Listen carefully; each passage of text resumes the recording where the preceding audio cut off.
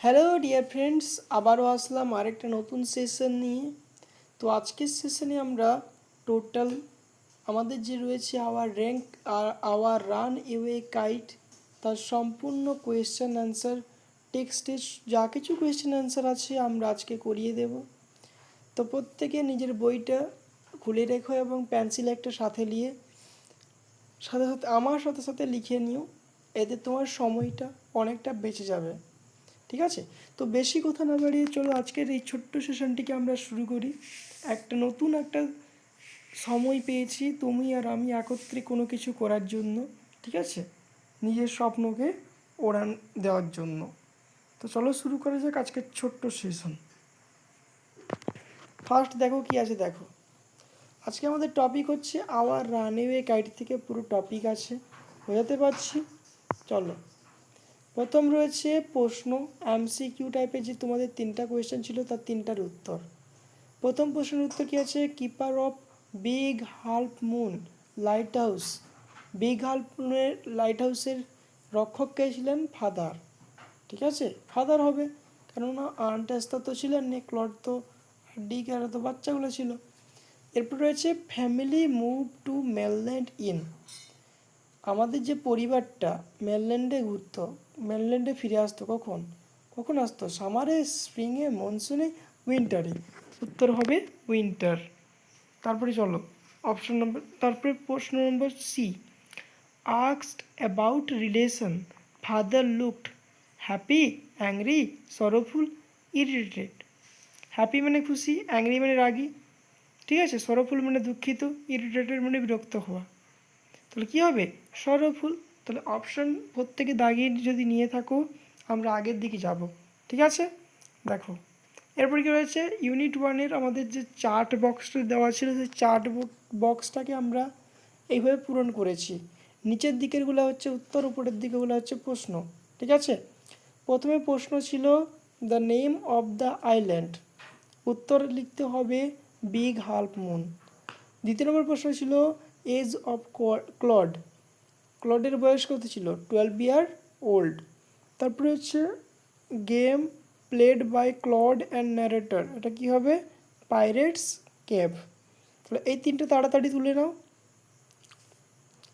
ততক্ষণ কি আমরা ওয়েট করব একটু, মাত্র 30 সেকেন্ড।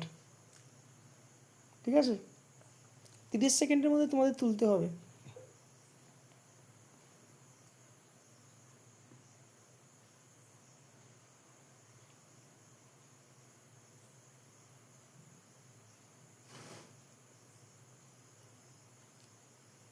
হয়েছে, আগের দিকে যাচ্ছি। এরপরে আমাদের যে টপিকটা রয়েছে ইউনিট 1-এর লাস্টের দিকে এমন হয় আমরা চলে এসেছি, ট্রু ফলসের টপিক। তো ট্রু ফলসের টপিকে তোমাদের সবসময় টি ফর ট্রু লিখতে হয় আর অ্যাপ ফর ফলস লিখতে হয়। প্রথম প্রশ্ন, people felt Claude and narrator were lonesome. ঠিক আছে, লোনসাম হবে। মানুষজন ভাবতো যে ক্লড এবং ন্যারেটর একাকিত্ব হয়ে যাবে, এটা ট্রু ছিল। এই স্টেটমেন্টটা তোমরা নিজেরা পড়ে নিও। Claude and the narrator quarrelled, Claude এবং ন্যারেটর কী করতো? নিজের মধ্যে ঝগড়া করতো, কোনো দিনও না মিলেমিশে থাকতো। তাহলে ফেল্ড হবে, ফলস হবে। তারপরে রয়েছে nobody on the mainland had relation, nobody on the mainland had relation, কোনো সম্পর্ক ছিল না, এটা তো ভুল কথা, সম্পর্ক ছিল, তার জন্য ফলস হবে। তাড়াতাড়ি একটু তুলে নাও, মাত্র 10 সেকেন্ডের সময় দেবো।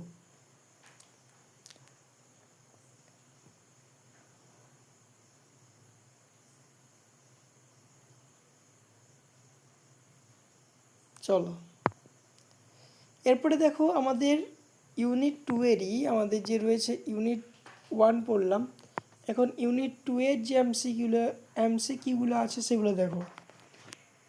ইন বিগ হাল্প মুন, কখন? In summer big half moon is always lovely, unpleasant, boring নাকি ডাল? ইন সামার মানে গ্রীষ্মকালে বিগ হাল্প মুনকে কেমন দেখায়? লাভলি লাগে নাকি আনপ্লিজেন্ট লাগে নাকি বোরিং লাগে নাকি ডাল লাগে? উত্তর হবে লাভলি। বি নম্বর প্রশ্নটা কি আছে, back on the island they made plenty of dash, কী হবে, কাইটস। তারপর 3 নম্বর প্রশ্ন, the runaway kite was patch with a, কী দিয়ে প্যাচ করা হয়েছিল, একটা লেটার দিয়ে, তাহলে লেটার হবে উত্তর। এরপরে চলো ইউনিট 2। ইউনিট 2তে আমাদের জন্য কিছু প্রশ্ন আছে, যেগুলিতে আমাদের কিচ্ছুকটা করে দেওয়া আছে, কিচ্ছুকটা ড্যাশ দিয়ে দেওয়া হয়েছে, যেগুলিকে আমরা সোজা ভাষায় ড্যাশ পূরণ বলে থাকি। সেগুলি থেকেও প্রশ্ন আমাদের পরীক্ষায় পড়ে, এবং কীরকম টাইপের পড়ে তোমরা এই টেক্সটের কোয়েশ্চেনগুলি থেকে ধারণা নিতে পারো। দেখো প্রথম প্রশ্ন আছে, a boy the mainland showed dash, একজন ছেলে ক্লড কী করেছিল, মেনল্যান্ডের ছেলে কী করেছিল, শো দেখিয়েছিল Claude how to make kites, এটা হচ্ছে উত্তর, কী করে ঘড়ি বানাতে হয় ক্লডকে শিখিয়েছিল। তারপরে হচ্ছে 2 নম্বর প্রশ্ন, on the kite Claude and the narrator pasted gold tinsel star all over it and had written their name and address on it, ঘড়িটির উপরে তারা তাদের নিজের নাম লিখেছিল, অ্যাড্রেস দিয়েছিল, আর কি দিয়েছিল, গোল্ডেন টিনসেল স্টার লাগিয়েছিল। তারপর 3 নম্বর প্রশ্ন আছে, Claude was standing with dash, উত্তর কিন্তু লেখা আছে, তোমরা তাড়াতাড়ি বইতে তুলে নাও। এরপরে হচ্ছে ইউনিট 3 এর MCQ কোয়েশ্চেন, ঠিক আছে। প্রথম ছিল, a month come a letter come for father after a dash month, father left home after quarrelling with his, father বাড়ি ছেড়ে গেছিলেন কার সঙ্গে ঝগড়া করে, হিজ ব্রাদার, ভাইয়ের সঙ্গে। তারপরে আছে, Dick and Mimi found the kite on the top of a dash tree. Unit 3 এর আমাদের কিছু গ্যাপ জায়গা আছে। Person who sent the letter, কে চিঠিটি পাঠিয়েছিলেন, আন্ট এস্টার। দ্বিতীয় নম্বর প্রশ্ন আছে, name of aunt Esther mother, aunt এস্টারের মা কে ছিলেন, তবে Philippa. Present number of family member, কতজন ফ্যামিলি মেম্বার ছিল বর্তমানকালে, 6 জন। এরপরে হচ্ছে ইউনিট 3 এর আমাদের যেগুলো লিখতে হয় এসএকিউ টাইপ কোয়েশ্চেন, দেখে নাও প্রত্যেকে। What did father find when he went back home years afterwards? He found that his brother had died and he could not find his sister. Where did Aunt Esther live? এটা হবে Aunt Esther live 100 of miles island. প্রত্যেকটা একটু তুলে নিও।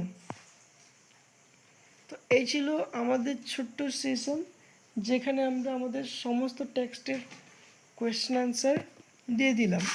প্রত্যেকে নিজ দায়িত্বে, ঠিক আছে, পূরণ করে পড়ার চেষ্টা করবে। Thank you.